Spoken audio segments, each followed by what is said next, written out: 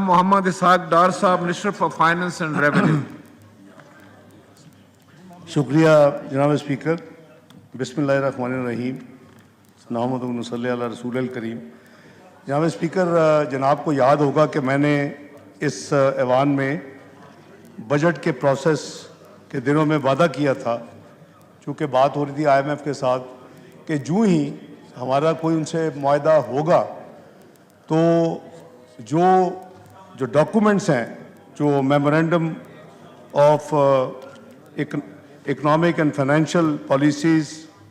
और जो letter of intent होगा जो पाकिस्तान के बिहाफ पे मैं एज़ वज़ीर ख़जाना और गवर्नर स्टेट बैंक साइन करेंगे, मैं उसको इस हाउस में कॉपीज़ प्लेस करूँगा ताकि हमारा कोई भी साथी अगर उसको देखना चाहे, पढ़ना चाहे तो पढ़ सके। ये प्रैक्टिस मैं समझता हूँ कि शफाफियत इसको डिमांड करती है कि जो भी इस तरह के इम्पॉर्टेंट डेवलपमेंट्स हो मुल्क में,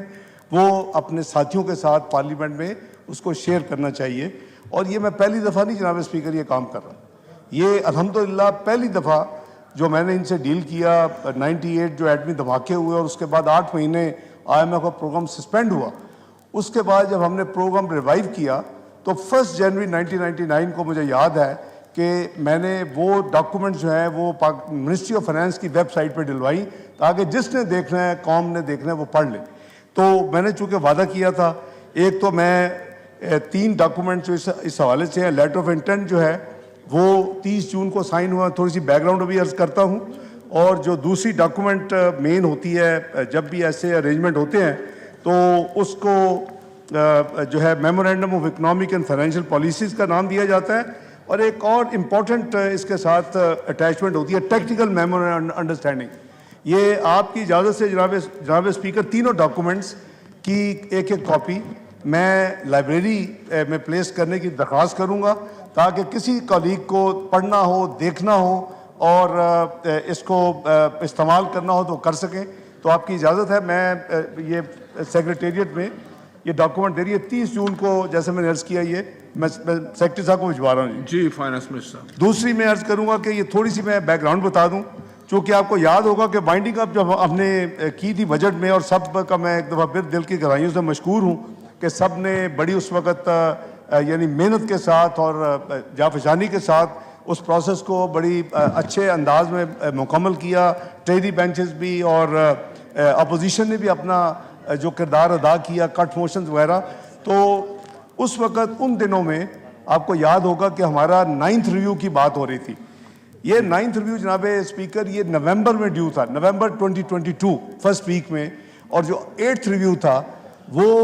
उसमें लिखा गया था कि 9th review first week of November में होगा, 10th review first week of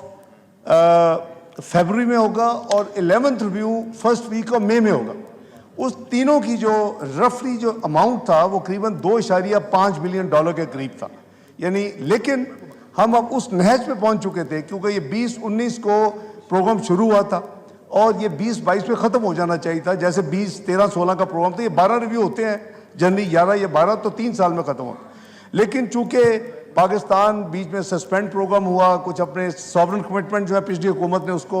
undo कर दिया, ना कुछ की थी उसको रिवर्स कर दिया, तो क्रेडिबिलिटी पाकिस्तान का बहुत बड़ा गैप आया, जिसकी वजह से हमें बहुत ये मुश्किल फेज़ 9th रिव्यू हमारा चला। और मुझे याद है कि अक्टूबर मिडल में 2022 में जब मैं एनुअल मीटिंग अटेंड की, मैं उसको इन्वाइट किया कि जी आप फर्स्ट वीक और नवंबर में आएँ और मेहरबानी करके आप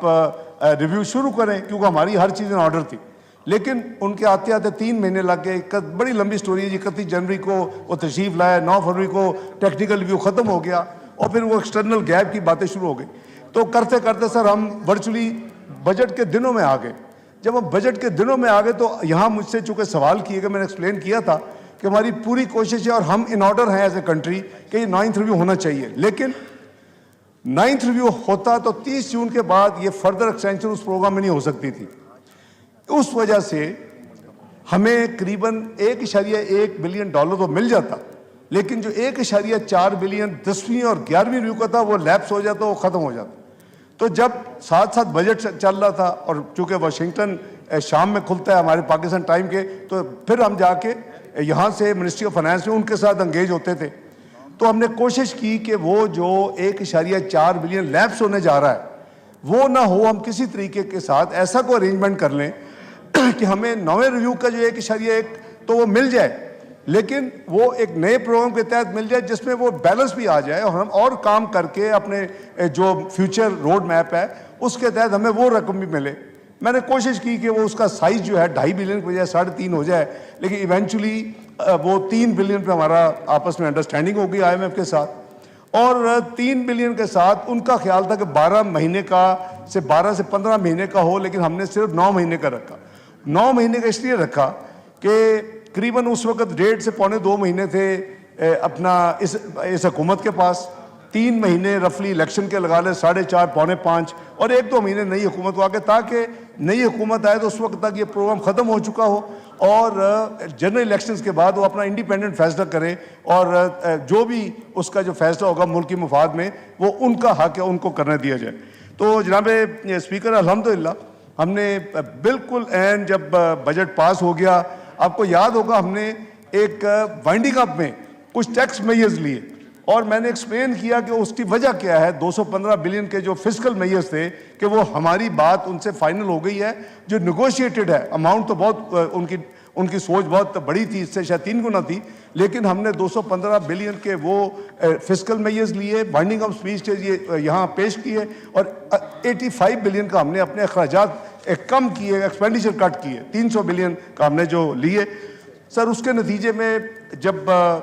बजट पास हो गया तो इवेंचुअली हमें फिर अल्हम्दुलिल्लाह ये जो हमारी अंडरस्टैंडिंग दी स्टाफ लेवल एग्रीमेंट, उसके साथ हमें स्टैंड बाय एग्रीमेंट की हमने 9 महीने का तय किया, 3 बिलियन, और बोर्ड का उन्होंने अंदिया दिया कि 12 जुलाई को हम बोर्ड करेंगे और अगर बोर्ड में ये अप्रूव हो जाता है तो फिर हम आपको जो पहली किस्त जो मैं नवे रिव्यू के हवाले से मिलनी थी वो हमें 1.2 बिलियन स्टेट हमें देंगे, 700 मिलियन हमें 4 महीने के बाद जो हमारी नवंबर में रिव्यू होगा उस वक्त देंगे, और फिर फरवरी में जो रिव्यू होगा 1100 मिलियन जो डिफरेंस है बैलेंस 3 बिलियन का वो देंगे।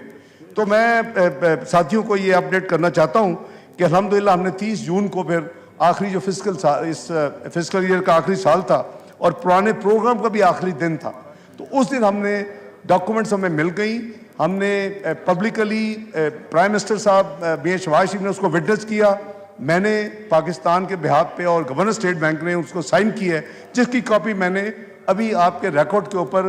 नेशनल असेंबली के प्लेस कर दी है, और उसके साथ जो अटैच डॉक्यूमेंट थी MEFP और TMU वो दोनों भी अटैच कर दी हैं। हैविंग सेड दैट जनाब स्पीकर, इस दौरान हमें अल्हम्दुलिल्लाह बिटवीन 30 जून और 12 जुलाई हमें UAE, आपको याद होगा कि 7th-8th रिव्यू पर उन्होंने कमिटमेंट की थी हम बायलैटरल सपोर्ट करेंगे $1 बिलियन की, और फिर सऊदी अरेबिया ने $2 बिलियन की थी, लेकिन वो मटेरियलाइज नहीं हुई थी। 9वें रिव्यू में भी उन्होंने उनको ये कमिटमेंट की, फिर हमने फॉलोअप किया, प्राइम मिनिस्टर साहब ने खुद भी फॉलोअप किया, मैंने भी फॉलोअप किया अल्हम्दुलिल्लाह, और हमें वो दोनों पेमेंट्स मौसूल हो गई स्टेट बैंक में। ये जो 12 जुलाई को अल्हम्दुलिल्लाह बोर्ड जो था उसने फाइनली इसको अप्रूव किया, और उसके बाद ये जो पहली 9वीं रिव्यू के रफली इक्वलेंट 1.2 एक 100 मिलियन ज़्यादा है, 1.1 की बजाय 1.2 बिलियन, 1.19 टू बी प्रिसाइज, तो ये पाकिस्तान को मिल गई। और इससे हमने अपने जो फॉरेक्स एक्सचेंज रिजर्व्स हैं उसमें हमने एक्सक्यूज मी काफ़ी उसमें जो हम मैनेजमेंट कर रहे थे, और जो मैंने इस हाउस में अर्ज की थी कि जब ये नई हुकूमत आई थी उस वक्त रफली ये स्टेट बैंक के पास कोई 9.6 बिलियन डॉलर्स थे और जो बैंक्स थे उसके पास करीबन $5 बिलियन थे, कमर्शियल बैंक्स। तो मुल्की ज़खायर जो थे वो करीबन 14 बिलियन के करीब थे। मेरी ये यानी ये हमारे जब हम पेमेंट्स करते गए और हमने ये फैसला किया कि हमने कोई सॉवरन पेमेंट हमने वक्त पे ज़रूर करनी है और कोई उसमें डिले नहीं होनी, कोई डिफ़ॉल्ट नहीं करना, अल्हम्दुलिल्लाह ने बड़ी मेहरबानी की। उसके बावजूद और उसकी वजह से एक पॉइंट वो आया कि जहां हम नेशनल रिजर्व जो थे हमारे करीबन 8 बिलियन के करीब चले गए चंद महीने पहले, वो हमने बिल्ड करते करते अल्हम्दुलिल्लाह अभी ये जो क्लोज हुआ है हफ्ता जुमे वाले दिन पिछला, अल्हम्दुलिल्लाह पाकिस्तान के ज़खायर अक्टूबर 22 के बाद पहली दफ़ा दोबारा $14 बिलियन पे पहुंच चुके हैं अल्हम्दुलिल्लाह। इसमें स्टेट बैंक के ज़खायर जो हैं अल्हम्दुलिल्लाह 8.7 बिलियन है और जो कमर्शियल बैंक के ज़खायर हैं वो 5.3 बिलियन है। जनाब स्पीकर, अल्हम्दुलिल्लाह मैं समझता हूँ कि सबकी दुआएं हैं, सबकी कोशिशें हैं और बंदा कुछ भी नहीं कर सकता, सिर्फ एफर्ट कर सकता है और कामयाबी अल्लाह के हाथ में है। मेरी हद्दुल इम्कान कोशिश है कि आगे भी हम इसी रास्ते पे चलें जितने भी हमारे पास दिन हैं जब तक निगरान हुकूमत नहीं आती, और हम इसको एक इसी लेवल या इससे बेहतर लेवल के ऊपर पाकिस्तान के रिजर्व्स को छोड़ें, ताकि एक तो ये हो जाए कि जिस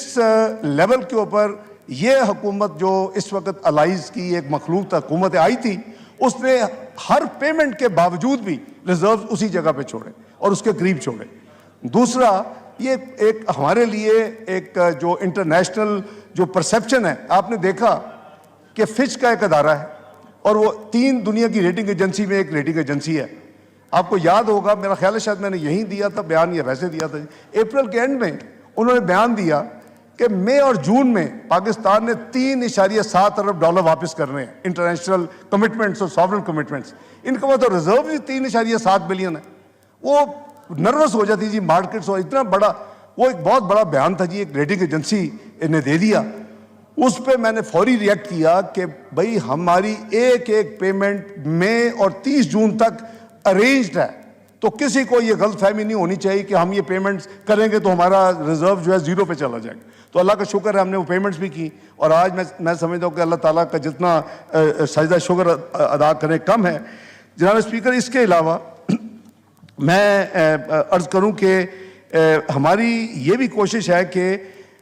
ऐसी पॉलिसीज़ हम कम से कम जो हमने शुरू की हैं, इस पे आने वाले वक्त में जो महंगाई का तूफ़ान है उसको थमना चाहिए, उसको नीचे जाना चाहिए। मैं ये कॉन्फिडेंशली शेयर कर रहा हूँ कि जो हमारी स्टेट बैंक की, चूँकि उनके पास एक रिसोर्स है, वो मॉनेटरी पॉलिसी की उनकी जिम्मेदारी है कानून के तहत,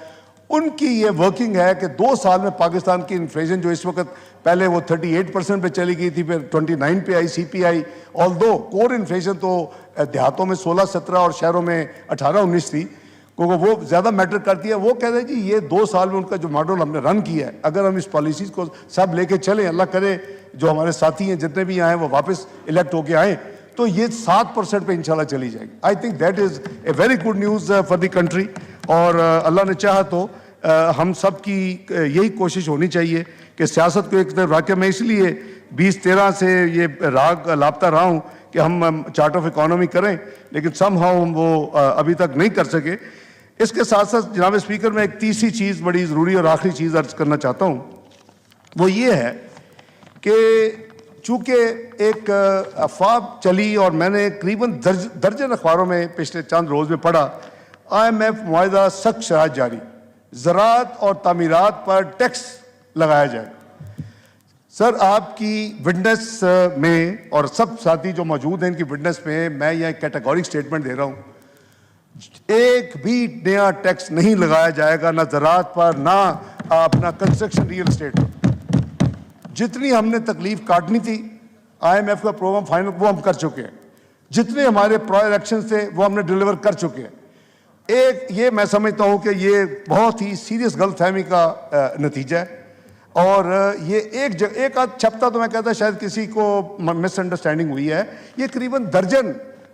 और इसमें ज़री कम्युनिटी में ज़राअत के जो लोग हैं जो देहातों में हैं, उनमें एक तशवीश की लहर दौड़ गई है कि जी ये पता नहीं क्या होने लगा है। सर, इंशाअल्लाह जैसे मैंने अर्ज़ किया, डॉक्यूमेंट्स मौजूद हैं, इसमें तमाम फ्यूचर कमिटमेंट मौजूद हैं, और मैं जैसे कहा प्रायर एक्शन हमने कर लिए, बाइंडिंग ऑफ स्पीच के जरिए फिजिकल मेजर्स ले लिए। एक पैसे का जो है जो इनके ऊपर मजीद बोझ नहीं डाला जाएगा, चाहे वो रियल एस्टेट का शोबा हो या वो आपका ज़राअत का शोबा हो। तो इसके अलावा सर मैं सिर्फ ये गुजारिश करूँगा कि अगर हमारे साथियों में किसी को भी इस हवाले से कोई क्लैरिफिकेशन चाहिए हो, कोई मुझसे कोई इन्फॉर्मेशन चाहिए हो, मैं हाज़िर हूँ। और मैं आपकी इजाज़त से मैं ये भी शेयर कर दूँ कि मिनिस्ट्री ऑफ फाइनेंस को मैं क्लियर डायरेक्शन मैंने दी है कि एक दफ़ा मैंने जो वादा पूरा किया था असम्बली के फ्लोर पे रखने का अपने साथियों के, उसके बाद आप अपनी वेबसाइट पे डालें, जो मैंने 99 में शुरू काम किया था। आज रात 12 बजे से पहले ये डॉक्यूमेंट तीनों वेबसाइट पे होंगे मिनिस्ट्री ऑफ फाइनेंस के, anybody can access from. Thank you very much जनाब speaker. Thank you, Finance Minister Sahab.